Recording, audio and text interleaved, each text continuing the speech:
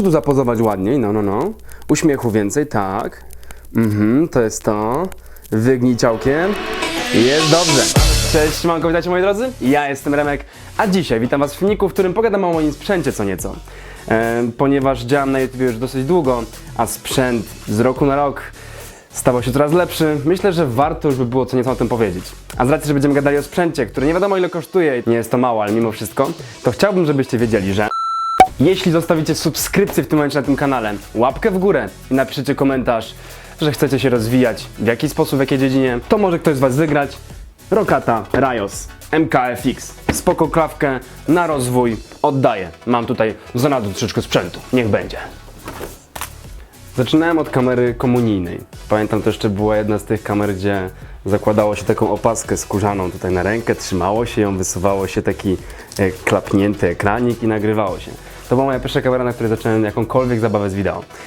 Nie mam bladego pojęcia, ile ona kosztowała i ile ona nam jest warta. I nie chcę też dzisiaj mówić tylko i wyłącznie o najstarszych moich tam rzeczach, o mikrofonie z biedry, zadyszkę, o tej kamerze, o której właśnie teraz mówiłem, i innych dupsach, które już nie istnieją.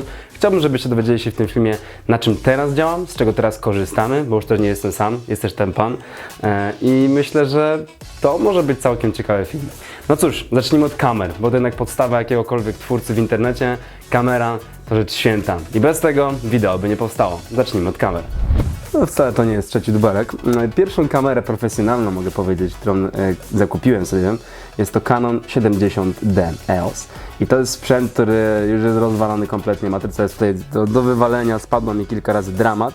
Na zeszłorocznym Dakarze, czyli kamera sprzed roku, którą do tej pory gdzieś tam jeszcze używam albo pożyczam komuś, jest to G7X, też Canona, który też fajnie dał radę. Jest mały, poręczny, szybko się włącza, bam, tryb selfie i mogę nagrywać.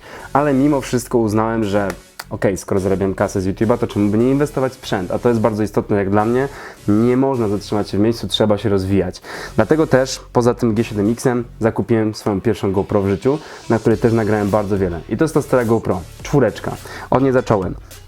Potem pojawiła się 80D, czyli poziom wyżej. Nie mam pojęcia ile kosztuje, też już jej nie używam, ale mimo wszystko bardzo fajnie służyła z tą Sigmą, z tym obiektywem na detale bliskim. Bardzo fajnie to wychodziło, jasnym obiektywem.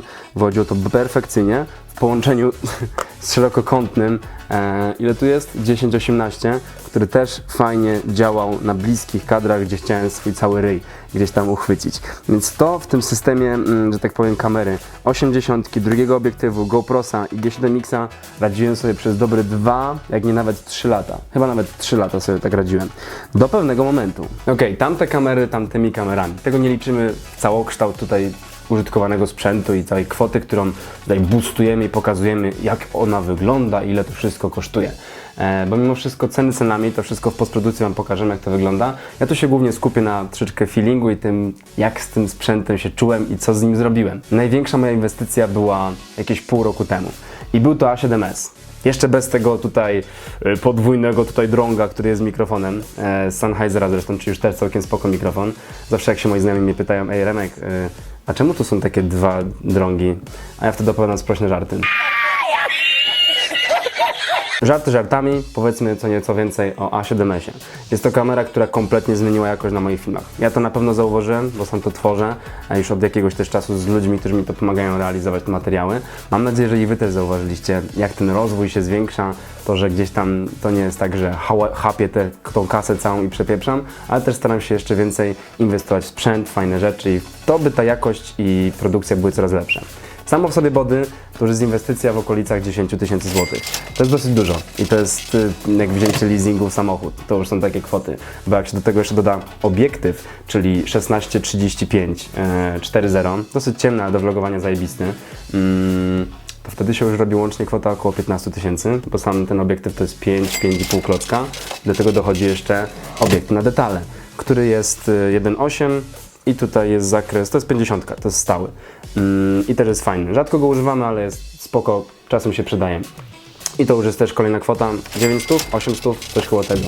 Więc w tym momencie robi się już nam przyjemna kwota, nie patrząc na mikrofon, który kosztował 1500.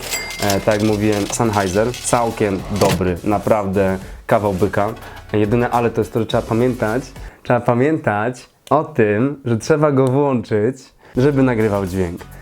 Jest świetny. Ten sprzęt to jest po prostu mistrzostwo. Mimo wszystko nie podziałałem na nim długo, bo potem stała się duża rewolucja i zakupiliśmy inny sprzęt, który właśnie mnie nagrywa, ale o tym za chwileczkę.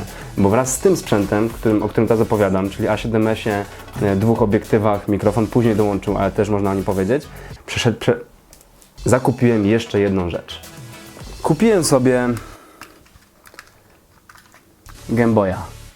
Nie, kupiłem sobie drona. Drugiego. Pierwszego nie mam przy sobie. Był to Phantom 4, jakiś tam professional czy coś. Też wam się tu pojawi jakaś przebitka, zdjęcia, cokolwiek. Nie pamiętam kompletnie ile on kosztował, ale było to kilka tysięcy złotych. Tak teraz tą nowszą inwestycją, którą zakupiłem wraz z A7S-em, jest ten oto dron. To był Maverick czy Mavic? Mi to się myli przez ten... No, Maverickiem to dachowałeś. Maverickiem to dachowałem, czyli Mavic. Jest to Mavic Pro. Bardzo fajny dron, mały i to jest jego ogromna zaleta, bo dzięki temu... Darek, uspokój się. A no konkurs, dlatego subskrybują. Darek wszystko widzi. No zobacz, spójrz. No chodź zobaczyć, patrz. Zobacz, co tu jest napisane. Widzisz to? No, bardzo dobrze. Dziękuję. Dołączacie do ekipy. W tym dronie najlepsze jest to, że jest po prostu mały. Co sprawia, że spakowanie go wraz z pilotą, który nazwałem przed tym Game Boyem, to też się rozkłada, wszystko tu się składa.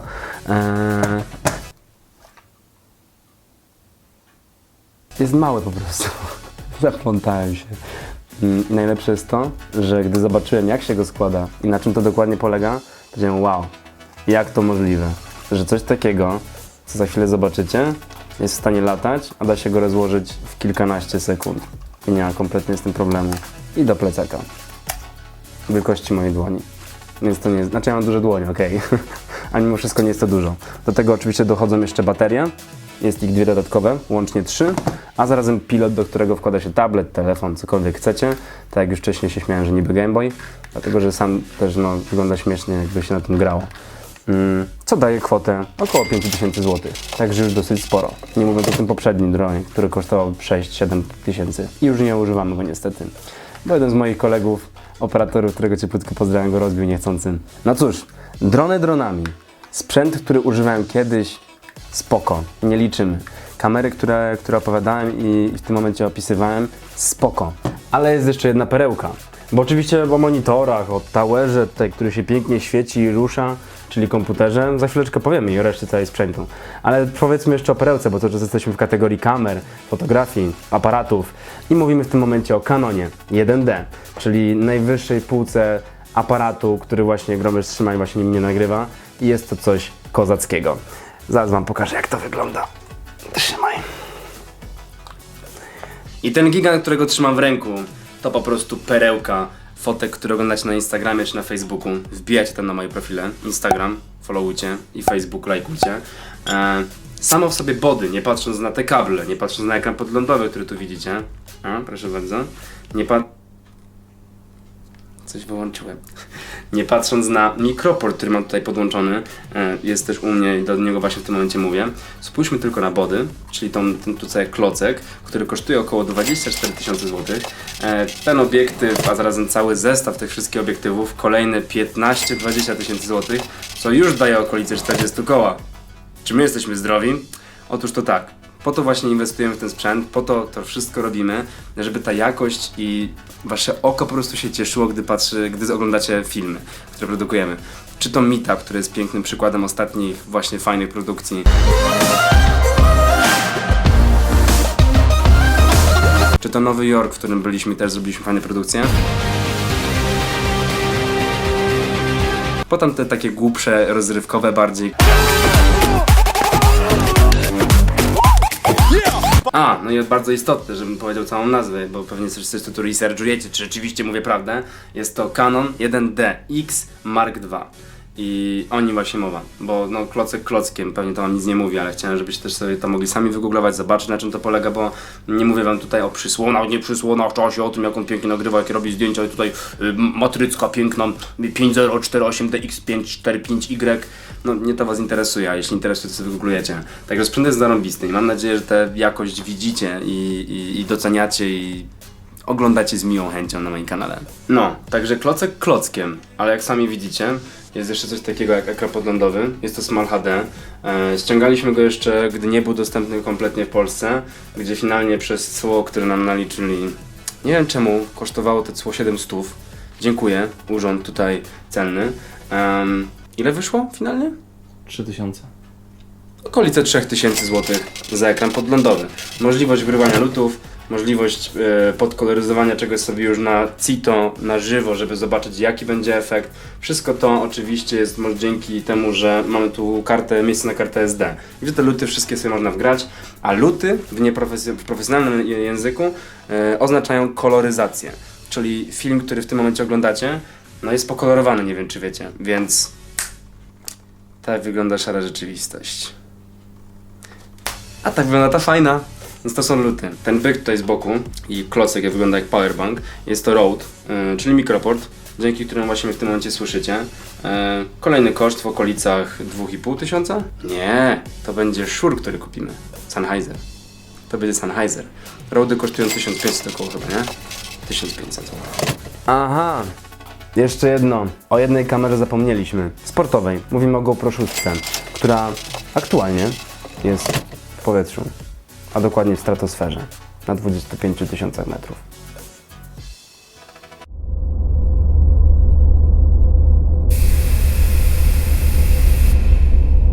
Serio, naprawdę. Ale o co chodzi, to zobaczycie dopiero niedługo na kanale.